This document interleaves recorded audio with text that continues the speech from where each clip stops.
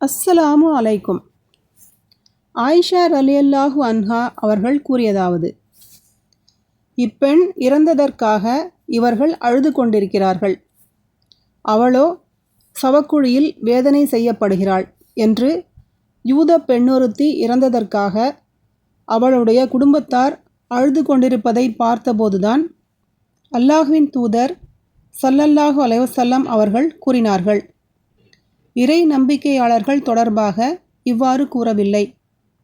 சஹீஹ் புகாரி 1289, அத்தியாயம் 23, ஜனாசாவின் சட்டங்கள். அபு மூசா அல் அஷ்அரி ரலியல்லாஹு அன்ஹு அவர்கள் கூறியதாவது: உமர் ரலியல்லாஹு அன்ஹு அவர்கள் கத்தியால் குத்தப்பட்டு காயமுற்றிருந்தபோது சகோதரரே எனக் கூறியவராக சுஹைப் ரலியல்லாஹு அன்ஹு அவர்கள் சப்தமிட்டு அழத் தொடங்கினார்கள்.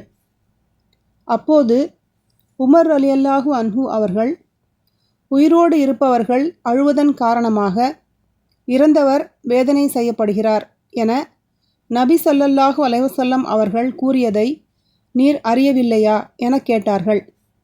சஹீஹ் புகாரி 1290, அத்தியாயம் 23, ஜனாசாவின் சட்டங்கள்.